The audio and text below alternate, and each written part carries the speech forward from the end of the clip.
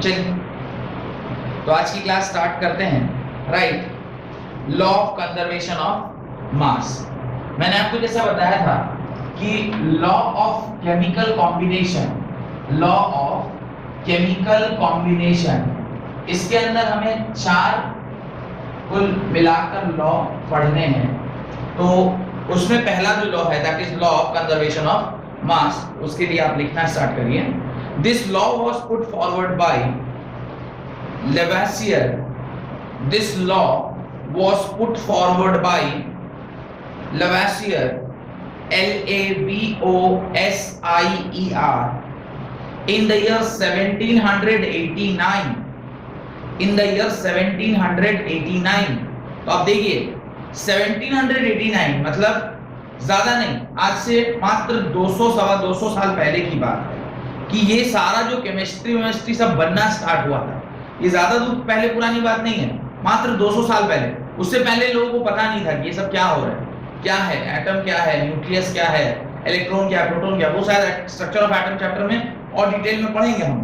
तो आप देखिए लॉ ऑफ कंजर्वेशन ऑफ मास, जो इतना बड़ा यूनिवर्सल लॉ माना जाता है कि मास can neither be created nor be transferred, वो जो है डिस्ट्रॉय नहीं किया जा सकता, बनाया नहीं जा सकता है। ये सारी जो इतनी बड़ी बड़ी बातें हैं वो कब हुई? मात्र आज से 200 साल पहले। इसलिए हम लोग बोलते हैं कि भी केमिस्ट्री, फिजिक्स, ये दोनों भी जो साइंस सब्जेक्ट है वो भी इवॉल्विंग है। इवॉल्विंग है मतलब अभी at the stage of evolution है। वो हर दिन थोड़ा बेहतर होता जा रहा है, क्योंकि हर दिन कोई ना कोई साइंटिस्ट कुछ नया ढूंढ रहा है, और कुछ नया ढूंढने के बाद आपके सामने वो थ्योरी नहीं आ रही है कि अरे यार ये जो पढ़ा था ये कुछ इसमें थोड़ा डिफेक्ट आ गया है, अब ये इज अ बेटर थ्योरी। ये होता जा रहा है बिकॉज बहुत ही कम समय हुआ है। लेकिन कोई ऐसी थ्योरी जो आज से 1 साल 10,000 साल पहले बनी हो, वो आपके आज अगर गलत होना थोड़ा मुश्किल है, क्योंकि ऑलरेडी उसमें जितना संशोधन होना था हो चुका। लेकिन अब जो नई थ्योरी बन रही है उसमें थोड़ा सा संशोधन होने के गुंजाइश हमेशा बनी रहती है। तो this law was put forward by Lavoisier in the year 1789, full stop. According to this law, matter can neither be created nor be destroyed. Matter can neither be created nor be destroyed, but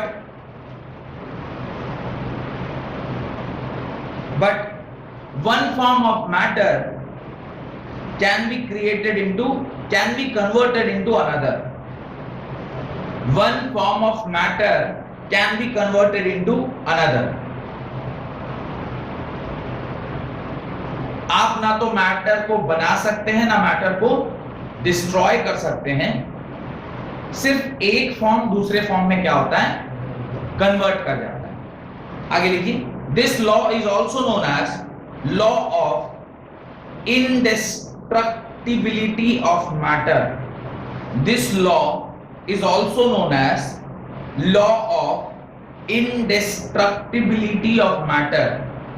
INDESTRUCTIBILITY, indestructibility of matter, यानी destruct करना यानी किसी को तोड़ना, और indestructible मतलब वो अब नहीं टूट सकता है। तो ये जो प्रॉपर्टी है मैटर की है, इसको हम लोग इंडेस्ट्रक्टिबिलिटी ऑफ मैटर भी बोलते हैं। आप इसको तोड़ ही नहीं सकते, इसको डिस्ट्रॉय नहीं कर सकते। आप एक मैटर को दूसरे मैटर में कन्वर्ट जरूर कर सकते हैं। आगे लिखिए example, in a chemical reaction The balancing is done। ये आप लोग क्लास 10th में भी मैंने आपसे कहा होगा। जो balancing of a chemical reaction होता है, इसका जो बेसिस है वो क्या है? Conservation of law of conservation of mass. In a chemical reaction the balancing is done on the concept of law of conservation of mass. Balancing is done on the concept of law of conservation of mass.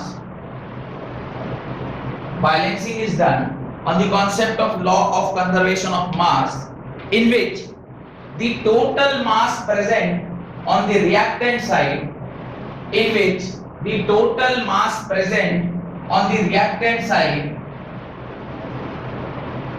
must be equal to the total mass present on the product side.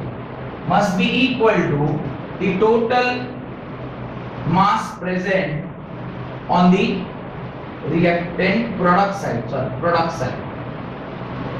तो आप देख सकते हैं जो example मैंने यहाँ पर लिखा है उसको जब आप सॉल्व करेंगे तो मेरे ख्याल से वही आंसर आएगा जो आंसर मैंने अभी बोर्ड पर बनाया है। Mass on the left hand side must be equal to the mass on the right hand side, और ऐसा होना चाहिए तभी मैं बोलूंगा कि ये जो रिएक्शन है वो क्या है, बैलेंस्ड है, क्योंकि मास ना तो क्रिएट हो सकता है ना डिस्ट्रॉय हो सकता है। Mass can neither be created nor be destroyed, सिर्फ वो एक फॉर्म से दूसरे फॉर्म में परिवर्तित होता है या कन्वर्ट किया जाता है। तो इसके नीचे आपको ये एग्जांपल एक डाल के चेक कर लेना चाहिए किस प्रकार से ये सारा चीजें हो रही है। लिख लिया? ये एग्जांपल लिखने के बाद उसके नीचे लिखें एक्सेप्शन। मैंने आपसे बताया था आइंस्टाइन की जो थ्योरी है जो कहती है mass can be converted into energy, E is equal to mc², वो वाली थ्योरी क्या है, इसकी एक अपवाद है जो मैंने आपसे शायद फिजिक्स में जब यही चीज पढ़ा रहा था तो शायद आपसे इसका जिक्र किया था, right. Nuclear reactions are the reaction in which, exception में लिखिए, nuclear reactions are the reactions in which mass is not conserved, mass is not conserved। तो हम किस रिएक्शन की बात कर रहे हैं, न्यूक्लियर रिएक्शन की बात कर रहे हैं जहां पे अल्फा बीटा गामा डीके होता है या फिर neutron proton electron positron type के कुछ छोटे छोटे सब एटॉमिक पार्टिकल्स रिलीज होते हैं, वहां पे ये इक्वेशन उतनी वैलिड नहीं है जितनी इस जगह पर वैलिड है। लिखें, nuclear reactions are the reaction in which mass is not conserved because according to Einstein's equation, according to Einstein, E-I-N-S-T-E-I-N apostrophe S, E-I-N-S-T-E-I-N apostrophe S, Einstein's equation, that is E is equal to mc², that is E is equal to mc², a relationship between, relationship का मतलब तो आप लोग मेरे से ज्यादा अच्छा समझते होंगे। रिलेशनशिप का मतलब क्या होता है? नहीं भैया अभी भी आपको ज्यादा अच्छा relationship between mass and energy, relationship between mass and energy, that is mass can easily B converted into energy and vice versa, that is mass can easily B converted into energy and vice versa. E is equal to mc²।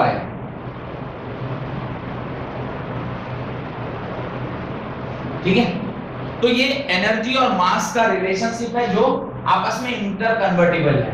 Mass can be converted to energy and energy can be converted to mass. तो इस प्रकार से आपका अगर law of conservation of mass की बात करें, यहां पर law of conservation of mass क्या हो जाता है, फेल होता है। ठीक है, एक क्वेश्चन लिखिए, assertion, फर्स्ट स्टेटमेंट में assertion लिखें, mass is always conserved. First statement लिखें assertion का, mass is always conserved, mass जो है वो हमेशा कंजर्व्ड रहता है। रीजन लिखें, according to the law of conservation of mass, according to law of conservation of mass, matter can neither be created nor be destroyed, matter can neither be created nor be destroyed, but can be converted from one form to another, can be converted from one form to another। ये assertion reason का सवाल है और आपसे कह रहा है बताओ क्या आंसर होगा। तो आंसर बताने के लिए तो पहले आपको ये पता होना चाहिए कि assertion रीजन के चार ऑप्शन क्या होते हैं। मेरे ख्याल से चूंकि अभी आप 11th में जस्ट नए नए आए हैं तो आपको पहली बार वो सारे ऑप्शन अपनी कॉपी में लिख लेने चाहिए। बाद के लिए आपको क्या होना चाहिए, याद रह जाना चाहिए। या अगर याद है तो बताइए, पहला option is A is correct, B is correct and B is the correct explanation। Second option is A is correct, B is correct but B is not the correct explanation। C is A is correct, B is incorrect और last option is A is incorrect and B is correct। ये पूरा आपको option पता है तो वे लिखने की आवश्यकता नहीं। तो बताइए इस सवाल का आंसर क्या होगा, what will be the answer to this question. Exception को लेंगे नहीं, ये स्टेटमेंट और ये रीजनिंग दिया है, आपसे पूछ रहा बताइए आंसर क्या होगा, वो एक्सेप्शन लेंगे कि नहीं लेंगे ये सब आपको समझना है। A is correct and R is the correct explanation. A is correct and R is the correct explanation. आप ऐसे ऐसे कर रहे हैं क्या, कुछ और मन में चल रहा है, चाहे ऐसे ऐसे करो। हाँ, और किसी के मन में कुछ चल रहा है। देखिए ये स्टेटमेंट सही होता अगर वहां पर पहला स्टेटमेंट क्या है बोलिए, मास इज ऑलवेज कंजर्व। ये अगर ऑलवेज वर्ड वहां नहीं लगा होता ना, सीधे कहता मास इज कंजर्व और नीचे लिखा होता कि according to the law of conservation mass can neither be created nor be transformed one form to another, तो हम ये कहते हैं कि सही है।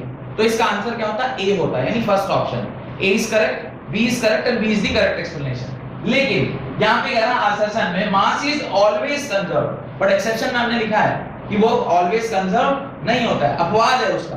तो ये ऑलवेज वर्ड यहां आके ना इसने पहले स्टेटमेंट को क्या कर दिया, गलत कर दिया। Now it is no more a correct statement. तो करेक्ट स्टेटमेंट क्या होगा, फर्स्ट स्टेटमेंट, ये इसका जो आंसर होगा वो क्या होगा, A is incorrect, A is incorrect and B is correct, B is correct. B तो ऑलवेज करेक्ट है बिकॉज़ वो तो law of conservation of mass है, लेकिन ए जो था वो इस ऑलवेज वर्ड की वजह से क्या हो गया, इनकरेक्ट हो गया। तो जब आप असर्शन रीजनिंग का सवाल कर रहे होते हैं तो आपको ना एक एक वर्ड को तोड़ तोड़ के समझना है, पता ना कौन सी हिडन मीनिंग उसके अंदर लिखी हो, ठीक है। तो वो छोटी छोटी बारीकियों को भी आप पकड़ने की आदत आपको डालनी है। उसके नीचे लिखें modified form of law of conservation of mass. तो एग्जाम में आपसे ये भी पूछा जा सकता है कि what is the modified form of law of conservation of mass. तो आप लिखेंगे the mass and energy are interconvertible, modified form of law of conservation of mass। तो आप लिखेंगे the mass and energy are interconvertible but the total sum of mass and energy, the mass and energy are interconvertible but the total sum of mass and energy during any physical or chemical change, the total sum of mass and energy during any physical or chemical change remains constant, remains constant। समझ में आ रहा है क्या कह रहा है, मास और energy आपस में इंटरकन्वर्टिबल है, लेकिन sum of mass plus energy किसी एक side of the reaction must be equal to sum of mass and energy on the other side of the reaction. तो मास और एनर्जी का सम लेफ्ट साइड और right side में क्या होना चाहिए, सेम होना चाहिए। अब क्या हुआ, आपका अगर E = mc² से वो चेंज भी हो जा रहा है तो भी हमें कोई फर्क नहीं पड़ता, इन दोनों का सम मिलाकर क्या होना चाहिए, सेम होना चाहिए, बिकॉज़ दोनों आपस में क्या है, इंटर कन्वर्टिबल। ये इसमें कन्वर्ट हो सकता है, वो इसमें कन्वर्ट हो सकता है। सेकंड लॉ लिखें, law of definite proportion, law of definite proportion, law of definite proportion, right. This law was given by French chemist Joseph Proust. This law was given by French chemist Joseph Proust, P-R-O-U-S-T, J-O-S-E-P-H, Joseph Proust, a French chemist। देखिए ये जितने भी आपके scientist उस era के दिखाई दे रहे हैं अपने को, ये सारे के सारे दे आर फ्रॉम यूरोप। उसका रीजन ये है कि वहीं ज्यादा डेवलपमेंट पहले आया। वो कहते हैं ना कि एक जगह से दूसरी जगह डेवलपमेंट शिफ्ट करता है। अभी जो डेवलप्ड है जैसे अमेरिका है, यूरोप है, ये ऑस्ट्रेलिया हो गया, ये सब डेवलप्ड कंट्री है, बट इंडिया भी डेवलपिंग है। तो पूरे जो वर्ल्ड का बिजनेस करने का जो मेन हब है वो कहाँ है, इंडिया है। इसलिए लोग इंडिया के साथ जुड़ना चाह रहे हैं क्योंकि हम लोग डेवलपिंग, हमारे पास अपॉर्चुनिटी है। यहाँ पे स्टैग्नेशन आ गया, पुल बनने का जगह नहीं बचा, तो अब कहाँ पुल बनाएंगे? आपके जो जीडीपी है वो अपने मैक्स पर चल रहा है, अब आपको लेके कहाँ चले जाइएगा? सारे लोग एक पर्टिकुलर लेवल के ऊपर इनकम पा रहे हैं, अब उससे ज्यादा कितना पाएंगे? ठीक है, आप कमा रहे बहुत अच्छा, पर आपका मार्केट अब स्टैग्नेट करेगा, तो आप क्या करते हैं, मूव करते हैं कोई दूसरी जगह। ठीक उसी प्रकार से ये जो डेवलपमेंट है ये भी स्टार्टिंग कहाँ से हुआ, जहाँ पे इंडस्ट्रियल रिवॉल्यूशन हुई, फ्रेंच रिवॉल्यूशन हुआ, वहां से स्टार्ट हुआ। होते होते फिर ये धीरे धीरे अलग अलग जगहों को शिफ्ट किया और शिफ्ट करते करते अब धीरे धीरे किधर आ रहा है, ये डेवलपमेंट भी इंडिया की तरफ आ रहा है। अब आप देखिए नए नए खोज, नए नए रिसर्च, ठीक है, they might be very much intelligent, क्योंकि वो हमसे पहले ये सारा कुछ जान चुके हो। लेकिन अभी देखिए दुनिया में जितनी भी वैक्सीन बनी है उसमें सबसे इफेक्टिव वैक्सीन अगर देखी जाए तो लोग मानते हैं वो इंडिया का वैक्सीन है। कोई बोल रहा है स्पुतनिक भी बहुत ज्यादा इफेक्टिव है, ठीक है, स्पुतनिक भी इफेक्टिव है, लेकिन जितना डाइवर्सिफाइड और जितना लेस इंपैक्ट के साथ, इंपैक्ट मतलब जो क्या बोलते हैं उसको, उसके साइड इफेक्ट्स के साथ अपना वैक्सीन बना है, उतना भी कहीं भी नहीं है। आप किसी भी दूसरे देश से पूछिए आप कौन सा वैक्सीन लेना चाहते थे, दे विल फर्स्ट प्रेफर कि हम इंडियन वैक्सीन लेना चाहते हैं। आखिर इंडियन वैक्सीन क्यों इतना पॉपुलर होता जा रहा है? या फिर डीआरडीओ, अब देखिए सैटेलाइट वगैरह लॉन्चिंग करने का जो काम है पहले सिर्फ और सिर्फ रसिया और अमेरिका के हाथ में था, आज के दिन में लॉन्चिंग का काम कौन करने लगा? सारा सैटेलाइट लोग इंडिया से भेजना चाहते हैं। तो इस तरह से आप देख रहे हो कि डेवलपमेंट धीरे धीरे अपना जगह बदलता रहता है, कहीं पहले डेवलपमेंट होता है फिर धीरे धीरे जैसे जैसे जो डेवलपिंग है, डेवलपिंग से वो डेवलप की ओर बढ़ता रहता है। ठीक उसी प्रकार से उस समय में, उस एरा में जितने भी ज्यादा चीजें हुई सारी की सारी यूरोपियन कंट्रीज में हुई, या फिर बाद में America and then shifting towards the Asian Pacific. तो इस प्रकार से धीरे धीरे डेवलपमेंट हुआ। इसलिए अभी जितने भी नाम आप पढ़ेंगे स्ट्रक्चर ऑफ एटम और यहाँ सब आपको वहीं के नाम होंगे, सारे के सारे almost from Europe only. The law was given by French chemist Joseph Proust, full stop. According to this law, according to this law,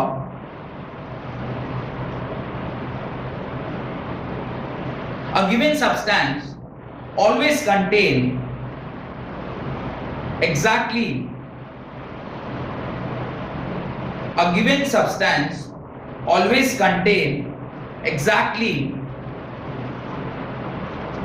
the same proportion of element by weight, the same proportion of element by weight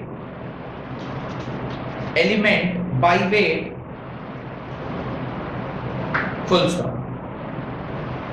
कह रहा है कि कोई भी substance जब आप बना रहे हैं तो उसमें जो एलिमेंट्स हैं उनका जो आपस में एक दूसरे के साथ कॉम्बिनेशन है वो एक फिक्स्ड प्रोपोर्शन बाय वेट में होता है।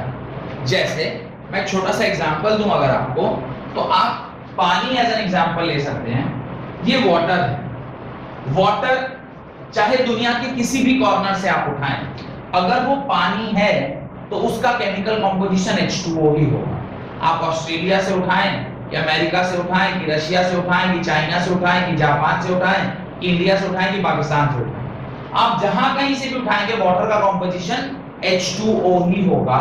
और इसको जब आप मास के टर्म्स में लिखेंगे तो ये 2 ग्राम होगा और ये 16 ग्राम होगा, और अगर रेशियो के टर्म्स में लिखेंगे तो ये ऑलवेज होगा 1:8। यानी जब जब हाइड्रोजन और ऑक्सीजन 1:8 के रेशियो में कंबाइन करेगा तब तब वो 100% क्या बनाएगा?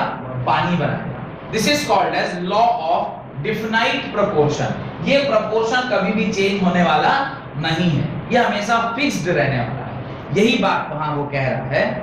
According to this law, a given substance always contain exactly the same proportion of element by weight. Full stop. It is sometimes also referred as law of definite composition.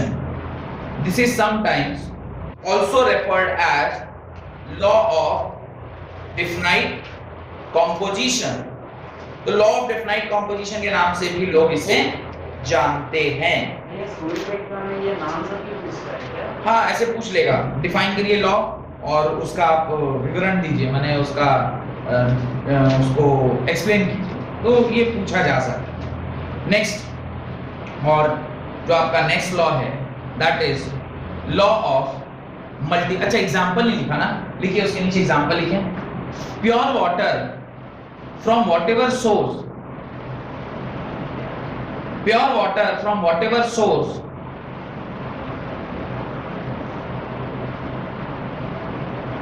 or whatever country is obtained will always be made up of oxygen and hydrogen in the ratio of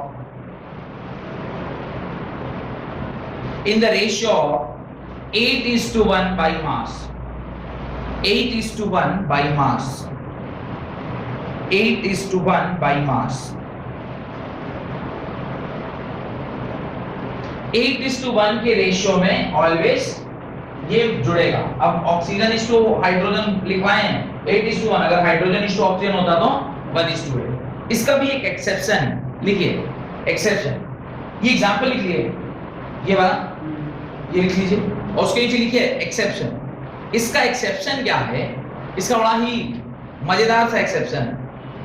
अब एक word मैं अभी define कर रहा हूं, you might be knowing that word, isotopes. Isotope जानते हैं क्या? What is isotopes? Same atomic number but different mass number. यानी आइसोटोप्स की हम बात करें तो carbon 12 and carbon 14 are the two isotopes of carbon. अब मान लीजिए कोई कंपाउंड जो बन रहा है वो कार्बन डाइऑक्साइड, तो इसका अगर मैं फिक्स्ड रेशियो निकालना चाहता हूं कि किस रेशियो में आपस में जुड़ रहा है, तो ये आएगा 12:32। इसको जब आप सॉल्व कीजिएगा तो आएगा 3:8। कोई दिक्कत? 4 के टेबल में 3 बार में जाएगा और 38 बार। यानी जब जब कार्बन 3:8 में कंबाइन करेगा तब तब क्या बनेगा? कार्बन डाइऑक्साइड बनेगा, क्योंकि इसका मास का रेशियो।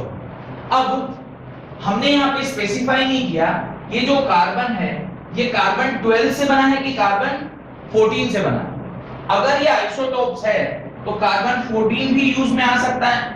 अगर कार्बन 14 यूज में आया तो ये 14:32 हो जाएगा, और ये आप क्या लिखोगे? हम 7 और इधर क्या आ जाएगा? 16। तो जब आप आइसोटोप्स को कंसीडर कर रहे हैं तो फिर ये रेशियो क्या हो जा रहा है? चेंज कर जा रहा है। यानी आपने भी कहा था कि कार्बन डाइऑक्साइड का दुनिया में जहां किसी भी सोर्स से आप उठाएंगे तो वो कितना होना चाहिए? 3:8 के रेशियो में होना चाहिए। लेकिन जब आप उसके आइसोटोप्स के साथ बना रहे हैं तो वो भी तो कार्बन डाइऑक्साइड ही है। कार्बन 14 डाइऑक्साइड है, ये कार्बन 12 डाइऑक्साइड है, पर है तो कार्बन डाइऑक्साइड, क्योंकि कार्बन और ऑक्सीजन से ही मिलकर बना है। तो इसका रेशियो 7:16 आ गया।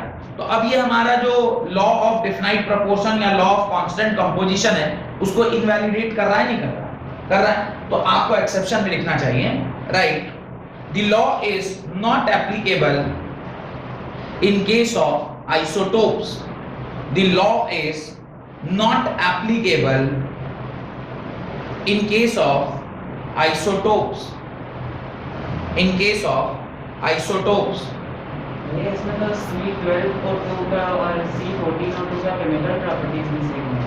हाँ, ये कार्बन तो कार्बन है, आदमी तो आदमी है।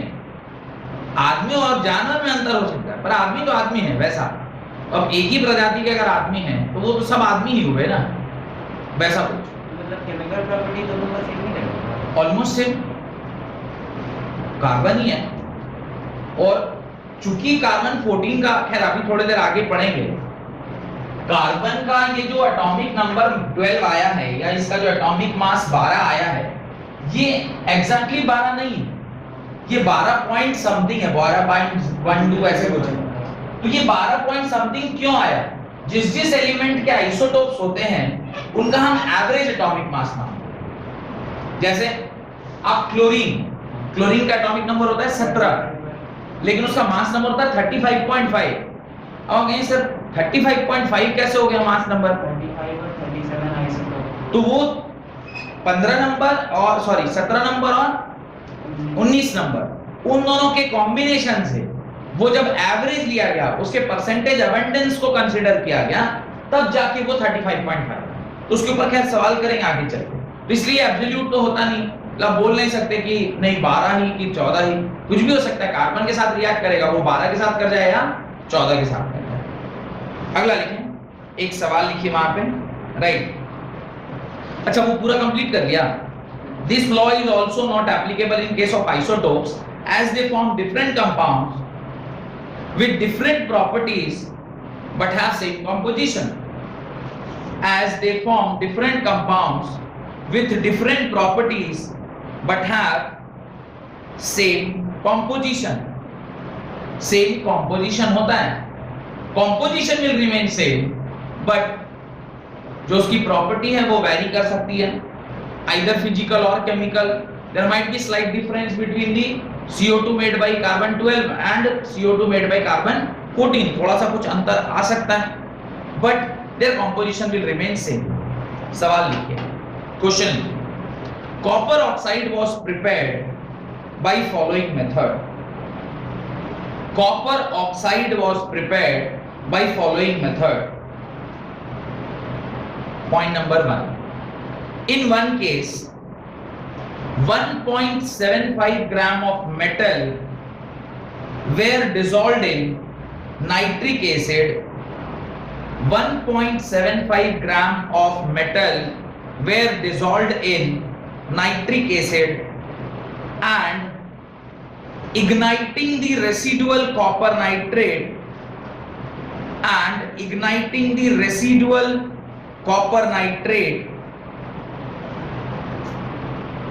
yielded 2.19 gram of copper oxide. 2.19 gram of copper oxide. Residual copper nitrate yielded yielded 2.19 gram of copper dioxide. तो ये आपका पहला तरीका था जिससे आपने कॉपर डाइऑक्साइड बनाया. Second, in second case 1.14 gram of metal dissolved in nitric acid. In the second case, 1.14 gram of metal dissolved in nitric acid were precipitated as copper hydroxide. Was precipitated as copper hydroxide by adding caustic alkali solution. By adding caustic alkali solution. Full stop. The precipitated copper hydroxide,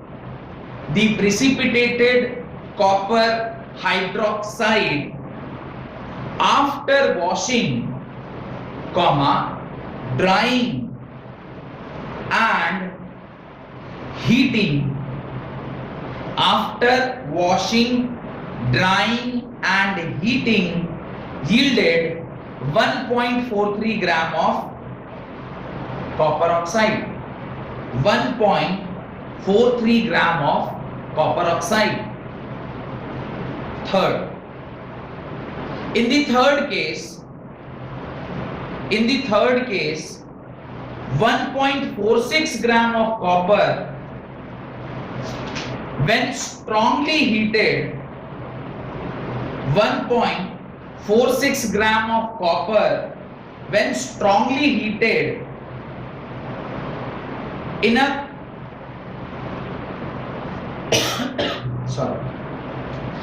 current of air yielded 1.83 gram of copper oxide. In a current of air yielded 1.83 gram of copper oxide. Full stop. Paragraph change. Show that SHOW, show that the given data illustrate the law of definite composition.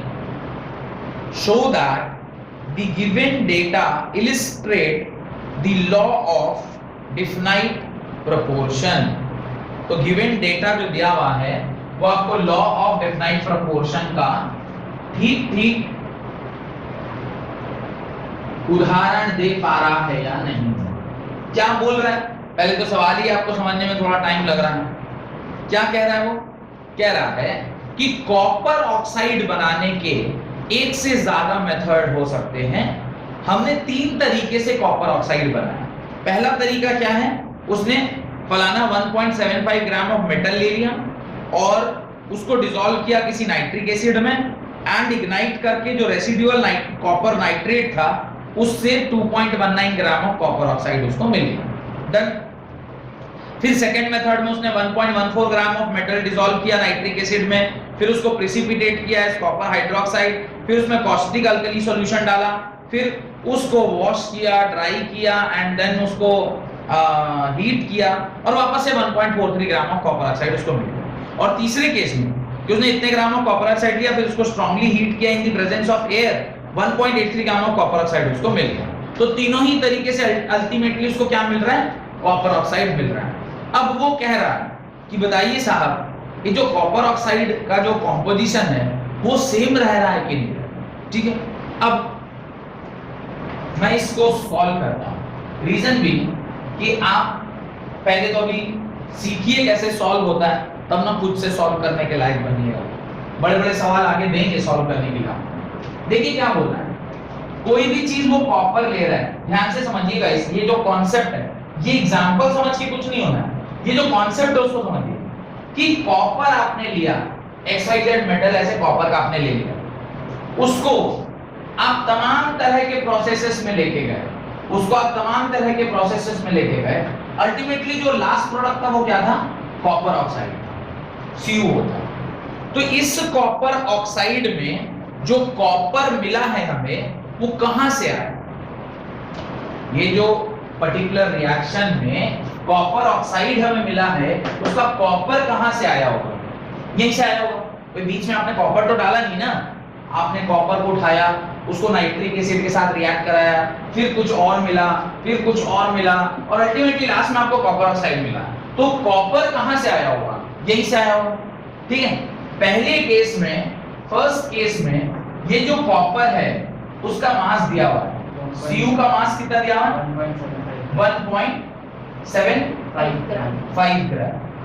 ठीक है, और last में जो residual बचा है उस residual में जो पूरा मास है इस पूरे का, यानी मास ऑफ Cu कितना दिया हुआ है?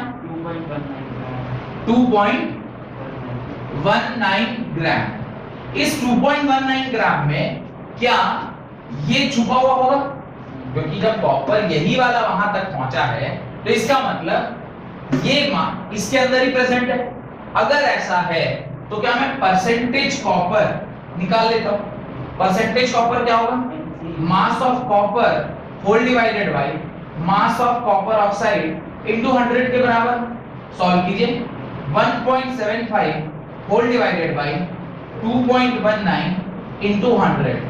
इसको जरा सॉल्व करके बताइए इसका परसेंटेज कॉम्पोजिशन क्या आ रहा है। तो ठीक है, मैं कैलकुलेटर से करके देख लेता हूं। 1.75 divided by 2.19 is equal to आता है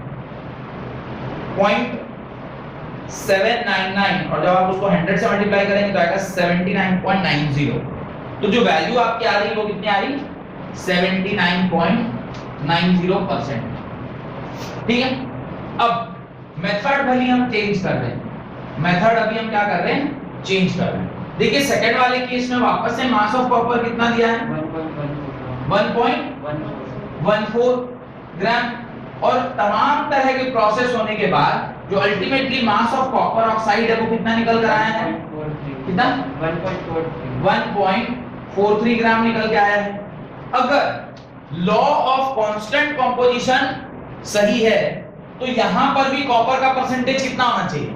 ये होना चाहिए, क्योंकि कहना ये है कि सोर्स चाहे आप कोई भी यूज करिए, कहीं से भी उसको उठा के लाइए, ultimately the percentage will not change. जिस रेशियो में वो आपस में कंबाइन किया है ये चेंज होना नहीं चाहिए। तो सेम यहां पे भी वही लगाते हैं, परसेंटेज सेम फार्मूला, खाली हम वैल्यूज पुट कर रहे हैं। ये क्या होगा? 1.14 gram whole divided by 1.43 gram into 100। इसको भी जरा सॉल्व करके देखिए कितना आ रहा है। वापस से कैलकुलेटर ही बताएगा कितना आएगा। मैं सॉल्व करता हूं। 1.14 कितना आ रहा है? 79.7 अप्रोक्सीमेशन। आपका कैलकुलेटर साइंटिफिक से करना है, नहीं साइंटिफिक से नहीं करेगा। ठीक है, मैं कर देता हूं। 14 divided by 1.43 is equal to into 100 79.72%। और तीसरा थर्ड केस, जहां पर आपको थर्ड केस में मास ऑफ कॉपर कितना दिया है, मास ऑफ Cu इज 1.46 ग्राम, और इसी प्रकार से मास ऑफ कॉपर ऑक्साइड भी आपको दिया गया होगा 1.83 ग्राम। वापस से जब आप सेम परसेंटेज कॉम्पोजिशन निकालेंगे 1.46 होल डिवाइडेड बाय 1.83 इनटू 100, इसको भी जरा सॉल्व कर लें। 79.781%। आप देख पा रहे हैं कि ऑलमोस्ट द कॉम्पोजिशन यानी द परसेंटेज ऑफ कॉपर ये क्या रह रहा है, कांस्टेंट रह रहा है। तो कॉपर ऑक्साइड चाहे आपने पहले वो जो प्रोसेस से निकाला, कॉपर ऑक्साइड चाहे आपने दूसरे प्रोसेस से निकाला, कॉपर ऑक्साइड चाहे आपने तीसरे प्रोसेस से निकाला, अल्टीमेटली कॉपर ऑक्साइड में कॉपर का परसेंटेज कितना आ रहा है, 79.9 और 79.7 और 79.7। तो ये क्या रह रहा है, कांस्टेंट रह रहा है। हेंस इस कैलकुलेशन को देखने के बाद हम ये कह सकते हैं कि इस पर्टिकुलर केस में लॉ ऑफ कांस्टेंट प्रोपोर्शन या लॉ ऑफ कांस्टेंट कॉम्बिनेशन या लॉ ऑफ, जो भी आप ये टॉपिक पढ़ रहे हैं, क्या पढ़ रहे हैं, लॉ ऑफ डिफाइंड प्रोपोर्शन, वो क्या रह रहा है, ट्रू रह रहा है या वैलिडेट रह रहा है ना। लिख लीजिए इसके नीचे पूरा।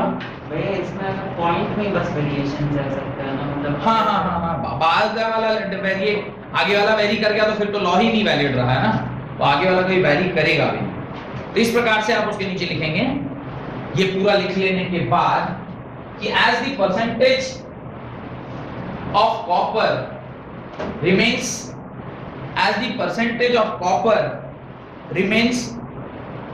nearly same in all the three experiments, as the percentage of copper remains nearly same in all the three experiments, hence above data illustrate the law of definite composition. Above data illustrate the law of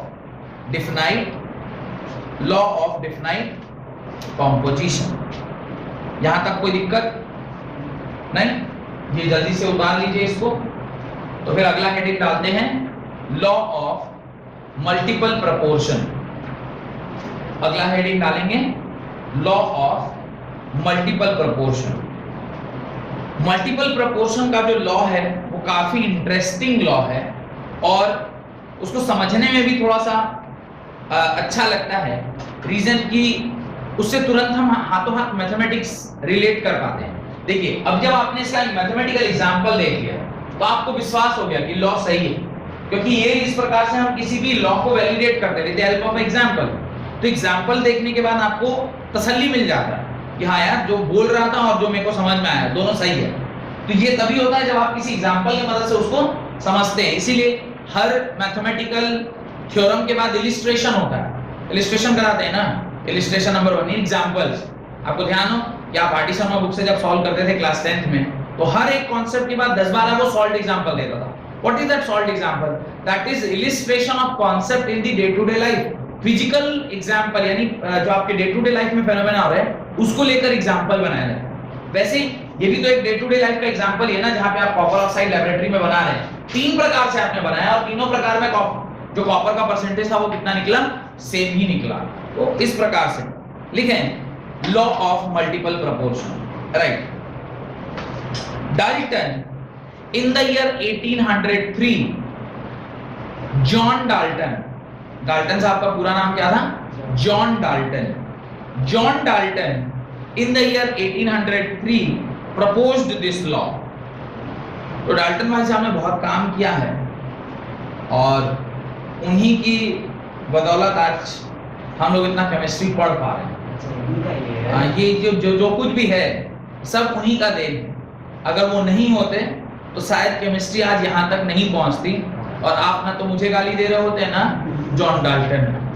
क्या लिखिए, Dalton in the year 1803 proposed this law. This law states that if two elements can combine to form, if two elements can combine to form more than one compound, two elements can combine to form more than one compound, the masses of one element that combine with the masses of one element that combine with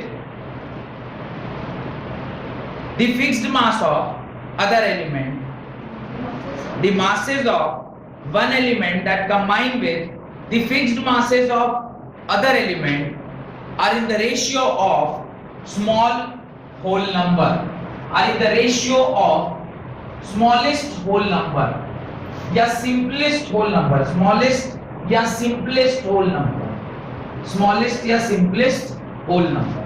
तो ये law समझना हमारे लिए काफी जरूरी है। पहले समझ लेते हैं, फिर उसके बाद एक एक करके इसको लिख लें। क्या कह रहा है लॉ ऑफ मल्टीपल प्रोपोर्शन, उसको देखते हैं। एक छोटा सा एग्जांपल लेते हैं जहां पर हाइड्रोजन ऑक्सीजन के साथ रिएक्ट करता है और एक जगह पर क्या बना रहा है, पानी बना रहा है। और सिमिलरली एक एग्जांपल और है जहां पे हाइड्रोजन ऑक्सीजन के साथ रिएक्ट करता है और क्या बनाता है, हाइड्रोजन पेरोक्साइड बनाता है। अब जरा ध्यान से देखिएगा ये क्या कहना चाह रहा है और उसको समझते हैं लॉ को। तो स्टार्टिंग का जो पहला दो लाइन है उसमें देखिए उसने यही कहा है जो यहां पर लिखा हुआ है। क्या कहा है उसने, The law states that if two elements, hydrogen and oxygen, if two elements can combine to form more than one compound, ये दोनों एलिमेंट मिलकर एक से ज्यादा कंपाउंड बना रहे हैं कि नहीं बना रहे, एक वाटर बना रहा है और एक हाइड्रोजन पेरोक्साइड बना रहा है, तो ये एलिमेंट दोनों सेम है पर एक से ज्यादा कंपाउंड। इसका एक और एग्जांपल आप लिख सकते हैं, same carbon plus oxygen gives carbon dioxide and एक और होता है carbon plus oxygen gives carbon monoxide. तो ये भी इसका एग्जांपल हो सकता है। इस पे भी law of multiple proportion validate होगा जिस प्रकार से इस पर law of multiple proportion validate हो रहा है। अब वो कह रहा है, उसके आगे पढ़िए क्या कह रहा है, one element that combine with the more than one compound, full stop, the masses of one element that combine with a fixed mass of other element, masses of one element that combine with the fixed mass of other element are in the ratio of small whole number या smallest whole number। कह रहा है एक का मास अगर आप क्या कर दीजिए, फिक्स कर दीजिए, एक का मास अगर आप क्या कर दीजिएगा, फिक्स कर दीजिएगा, तो जो दूसरा वाला एलिमेंट का मास है वो always simplest whole number ratio में रहता है। वो ऑलवेज किस में रहता है, सिंपलेस्ट होल नंबर रेशियो। कैसे, मान लीजिए इसका हमने 2 ग्राम लिया, तो इसको भी क्या करना होगा, 2 ग्राम ही लेना होगा, क्योंकि एक एलिमेंट का मास जब आप फिक्स करेंगे तो दूसरा वाला एलिमेंट जो दूसरा वाला एलिमेंट है उसका जो मासेस है वो ऑलवेज क्या होना चाहिए, सिंपलेस्ट होल नंबर में होना चाहिए। अब आप देखिए 2 ग्राम इसका लिया तो ये कितना होता है, 16 ग्राम, ये 16 ग्राम और ये 2 ग्राम, तो ये कितना हो जाएगा, ये 16 ग्राम होगा, नहीं वो 32 हो जाएगा, ये 32 होगा, है ना, ये 32 ग्राम होगा, तो ये कितना हो जाएगा, 34, ये 34 ग्राम। लेकिन यहाँ पर थोड़ा सा बैलेंसिंग का लफड़ा है, इसको जरा सा बैलेंस करिए, बैलेंस करिएगा तो यहाँ पे क्या आएगा, 2 आएगा और यहाँ पे क्या आएगा, हाफ आएगा। दिखाई दे रहा है ऑब्वियसली भाई, अगर मैं इसको बैलेंस करना चाहता हूँ तो यहाँ पे मैं क्या लेना होगा, 2 टाइम्स हाइड्रोजन और यहाँ क्या लेना होगा, हाफ ऑक्सीजन, तब ना वाटर बनेगा। हाफ ऑक्सीजन करेंगे तो यहाँ पर भी क्या लेंगे, 1/2 दिस, और जब आप इसको सॉल्व करके लिखिएगा तो ये क्या होता है, 2 प्लस ये कितना, ये तो 18 ग्राम होना चाहिए, और इसको जब सॉल्व करिएगा तो क्या होगा, 16 ग्राम। यहाँ कोई दिक्कत है तो बताइए, ये 2 ग्राम तो तभी होगा जब ये 2 से मल्टीप्लाई होगा, बिना 2 से मल्टीप्लाई किए 2 ग्राम कैसे होगा, ठीक है, ये समझ में आ गया। अब दूसरे वाले को देखिए, इस वाले को भी पहले बैलेंस कर लेते हैं। इसको बैलेंस किया तो ये होगा 2H2 प्लस O2 दिस। अब O2 का क्या होता है बताइए, 32 ग्राम, और ये कितना हो गया 34 ग्राम। ध्यान से समझिए, कह रहा है जब आप एक एलिमेंट का मास को क्या कर दिए, फिक्स कर दिए, एक एलिमेंट का मास को क्या कर दिए, फिक्स, दो एलिमेंट आपस में रिएक्ट करके एक से ज्यादा कंपाउंड दे रहे हैं, उसमें किसी एक एलिमेंट का मास आपने क्या कर दिया, फिक्स कर दिया, तो दूसरा एलिमेंट का जो मास है वो सिंपलेस्ट होल नंबर रेशियो में होना चाहिए। तो दूसरा वाला oxygen in reaction 1 is to oxygen in reaction 2 अगर करूं तो क्या आएगा 16 ग्राम इज टू 32 ग्राम, और ये क्या होगा 1 is to 2। Simplest whole number ratio हुआ कि नहीं हुआ? इस तरह के जो लॉ ऑफ मल्टीपल प्रोपोर्शन में यही कहानी कही गई है कि जब एक से ज्यादा एलिमेंट यानी दो एलिमेंट आपस में एक से ज्यादा कंपाउंड बनाए, पानी भी बना रहा है, हाइड्रोजन पेरोक्साइड भी बना रहा है, किसी एक एलिमेंट का अगर आप मास को फिक्स करते हैं तो जो दूसरा वाला मास होता है वो हमेशा सिंपलेस्ट होल नंबर रेशियो में होता है। डन। इसी को इस यहां पर भी हम लोग यूज करके देखते हैं। पहले इसको क्या करते हैं, बैलेंस करते हैं। बैलेंस करेंगे तो ये क्या हो जाएगा, ये तो ठीक ही है, यहां पर थोड़ा सा यहां हाफ डालना पड़ेगा, कोई दिक्कत। अब आने बैलेंस करते हैं। अब कार्बन का मास कितना होता है 12 ग्राम, ये ऑक्सीजन कितना हो गया 32 ग्राम, और ये हो जाएगा 44 ग्राम। सिमिलरली कार्बन तो होता है 12 ग्राम, हाफ ऑफ ऑक्सीजन मतलब ये हो गया 16 ग्राम, और जब आप इसका निकालेंगे तो 12 प्लस 16 इज 28 ग्राम। ध्यान से देखिए, when two elements carbon and oxygen are two element combined to form more than one compound, एक से ज्यादा कंपाउंड बना रहे हैं, कीपिंग द मास ऑफ एक एलिमेंट फिक्स, इसको भी 12 ग्राम किया और इसको भी 12 ग्राम, एक एलिमेंट का मास फिक्स किया, तो जो दूसरा वाला एलिमेंट है उसका जो मास का रेशियो है वो क्या रहना चाहिए, simplest whole number ratio.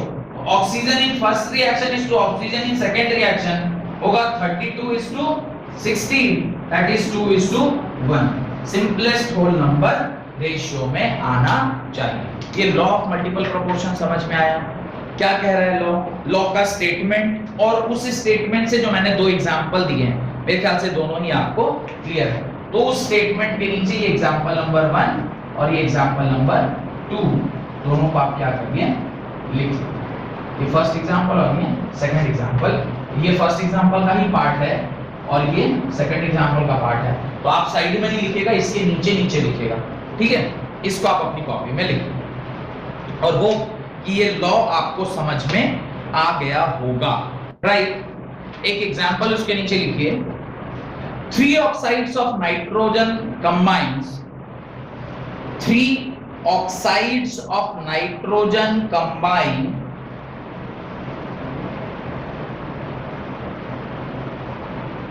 to form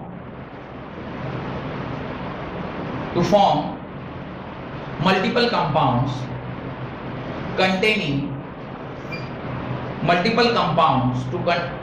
containing 63.6% nitrogen, 63.6% nitrogen, 46.7% nitrogen and 30.4% nitrogen respectively. 63.6% nitrogen, 46.7% nitrogen and 30.4% nitrogen respectively. So that SHOW show that these figures illustrate the law of multiple proportion. These figures illustrate the law of multiple proportion. Multiple proportion. अब देखिए, जो सवाल मैंने आपको दिया था उसके अंदर नाइट्रोजन का कुछ कॉम्पोजिशन दिया हुआ। पहले आप देखिए क्या बोल रहा है, नाइट्रोजन जब ऑक्सीजन के साथ रिएक्ट करेगा तो वो कुछ तो नाइट्रोजन का ऑक्साइड बनाएगा, हमें नहीं पता क्या ऑक्साइड बनाएगा। ऐसे NHOY भी आप लिख सकते हैं या नहीं भी लिखेंगे तो चलेगा, या इस तरह से आप लिख लीजिए कि ये कुछ इस तरह का कुछ बनाएगा, हमें इसके बारे में कोई जानकारी नहीं। पर मुझे अगर वो कह रहा है कि आप चेक करिए लॉ ऑफ कांस्टेंट कॉम्पोजिशन या law of multiple proportion, sorry law of multiple proportion अगर वो आपसे चेक करने कह रहा है और तीनों में से नाइट्रोजन का परसेंटेज दिया हुआ है, तो केस नंबर 1 में नाइट्रोजन का परसेंटेज कितना है? 63.6%। ध्यान से देखिए, इसमें सिर्फ दो ही कंपाउंड है, एक है नाइट्रोजन और दूसरा है ऑक्सीजन। तो अगर परसेंटेज नाइट्रोजन, अगर नाइट्रोजन का जो परसेंटेज है वो अगर इतना दिया हुआ है, तो मुझे बताइए ऑक्सीजन का परसेंटेज कितना होगा? ऑक्सीजन का परसेंटेज होगा 100 minus 63.6, that is equal to what? 36.4%। तो चूंकि दो ही कंपाउंड है, तो एक नाइट्रोजन है और दूसरा ऑक्सीजन है। अब मुझे अगर ये पता करना है कि ये जो पर्टिकुलर एग्जांपल है वो मल्टीपल प्रोपोर्शन को फॉलो कर रहा है नहीं कर रहा है, तो मल्टीपल प्रोपोर्शन क्या कहता है कि नाइट्रोजन और ऑक्सीजन एक से ज्यादा कंपाउंड बनाएंगे। यहाँ पे वो खुद ही कह रहा है कितने कंपाउंड बनाएंगे? 3 कंपाउंड बनाएंगे। तो अगर वो 3 कंपाउंड बना रहे हैं तो पहला कंपाउंड, दूसरा कंपाउंड और तीसरे कंपाउंड में किसी एक का मास में को क्या करना पड़ेगा? सेम रखना पड़ेगा। तो अब इतने परसेंटेज से इतना मिल रहा है, तो नाइट्रोजन का 1 ग्राम, देखिए परसेंट बोले या ग्राम बोले, बात देखिए ना, क्योंकि अगर आप इसे परसेंट में बोल रहे हैं, यहाँ मैं बोलूं कि इतना ग्राम और इतना ग्राम, क्योंकि 100 ग्राम होगा तो इतना, अब x मान लेते तो इतना ग्राम ऑफ x और इतना ग्राम ऑफ x, बात एक ही होता। तो अगर इतना परसेंटेज है, मैं ये लिख सकता हूं कि 63.6 ग्राम of nitrogen gives what? 36.4 gram of oxygen. ये आपको मिल गया, यहां तक तो मेरे ख्याल से कोई दिक्कत नहीं होगा। तो अब मैं कर रहा हूं 1 ग्राम पे निकाल रहा हूं, तो 1 gram of nitrogen will give 36.4 whole divided by 63.6। इसको सॉल्व करके बताइए क्या आ रहा है? 0.572 और ये आपका वैल्यू आ गया, इतना ग्राम ऑफ ऑक्सीजन आपको मिल गया। ये तो पहला केस। अब जरा दूसरा केस देखिए। दूसरा केस में परसेंटेज नाइट्रोजन कितना दिया हुआ बताइए? 46.7 दिया हुआ, ये आपको परसेंटेज दिया है। अब ऑक्सीजन का जो परसेंटेज होगा वो कितना होगा? 100 minus 46.7, that is equal to 53.3%। वापस से सेम जो हमने पहले वाले में किया उसको भी यहां करें। क्या लिख रहे हैं? 46.7 ग्राम ऑफ नाइट्रोजन गिव्स कितना ग्राम? 53.3 ग्राम ऑफ ऑक्सीजन। अब देखिए, लॉ ऑफ कांस्टेंट प्रोपोर्शन क्या कहता है? लॉ ऑफ कांस्टेंट प्रोपोर्शन कहता है कि जब एक से ज्यादा एलिमेंट, कुछ एक से ज्यादा कंपाउंड बना रहे हैं, तो किसी एक का मास फिक्स करना है। तो यहाँ पे नाइट्रोजन कितना रखा? 1 ग्राम। यहाँ पर भी कितना करना होगा? 1 ग्राम करना होगा। यहाँ पर भी मैं क्या करूंगा? इसे 1 ग्राम के लिए निकालूंगा। 1 gram of nitrogen will give how much? 53.3 gram whole divided by 46.7 gram. और इसको जो आप सॉल्व करेंगे तो कितना आ रहा है? 1.141 ग्राम ऑफ ऑक्सीजन। ठीक है। अब लास्ट तीसरा भी निकाल लीजिए। थर्ड जब आप निकालेंगे तो थर्ड में नाइट्रोजन का परसेंटेज कितना दिया हुआ बताइए? 69.6 थर्ड है। 30.4% है। और ऑक्सीजन तभी कितना आएगा? ऑक्सीजन आएगा 100 minus 30.4, that is equal to 69.6%। Same जैसे हमने यहां लिखा वैसे लिखेंगे। 30.4 gram of what? Nitrogen gives how much? 69.6 gram of oxygen. तो वापस से किसी एक का तो मास मुझे क्या करना पड़ता है? सेव करना पड़ता है। तो यहां भी 1 ग्राम लिया, यहां भी 1 ग्राम, तो यहां भी 1 ग्राम। यहां लिखेंगे 1 gram of nitrogen gives how much? 69.6 whole divided by 30.4 is equal to कितना है? 2.289 ग्राम ऑफ ऑक्सीजन। यहां तक मेरे ख्याल से अगर आपको समझ में आ गया है तो सवाल तो यहीं खत्म हो गया। क्यों? क्योंकि जब आप किसी एक का मास को क्या कर दिए? फिक्स कर दिए, तो दूसरा वाला जो मास है दूसरा वाला जो एलिमेंट है उसका मास क्या होना चाहिए, सिंपलेस्ट होल नंबर रेशियो में होना चाहिए। तो सिंपलेस्ट होल नंबर रेशियो निकालने के लिए मैं यहां पर तीनों रिएक्शन में जो ऑक्सीजन का मास है उसे O1, O2 और O3 बोल रहा हूं। तो रिएक्शन 1 का ऑक्सीजन इस टू रिएक्शन 2 का ऑक्सीजन इस टू रिएक्शन 3 का ऑक्सीजन का जब हम लोग मास ले रहे हैं तो ये आ रहा है 0.572 is to 1.141 is to 2.289। ठीक से देखिएगा, ये इसका डबल है, 57 का डबल ये है और इसका डबल ये है। तो ये एक बार में जाएगा, ये दो बार में जाएगा और इसका डबल यानी पहले से ये 4 गुना हो जाएगा। तो 1:2:4। लॉ ऑफ मल्टीपल प्रोपोर्शन क्या हो गया, ट्रू हो गया। कैसे ट्रू हुआ, जब आपने एक का मास को क्या किया, फिक्स किया, तो जो दूसरे वाले एलिमेंट का मास आया वो सिंपलेस्ट होल नंबर रेशियो आया, दैट इज 1:2:4। डन। तो ये पूरा आप अपनी कॉपी में लिख लें और उसके नीचे एक लाइन बस ऐड करिएगा, वो लाइन मैं लिखवा देता हूं। Right, this means the ratio of masses of oxygen, this means the ratio of masses of oxygen which combine with 1 gram of nitrogen, which combine with 1 gram of nitrogen is 0.57 is to 1.14 is to 0.57 is to 1.14 is to 2.28, that is 1:2:4, that is 1:2:4, and this illustration is in accordance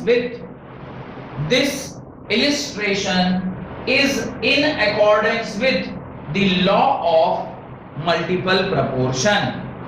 This illustration is in accordance with the law of multiple proportion. Done.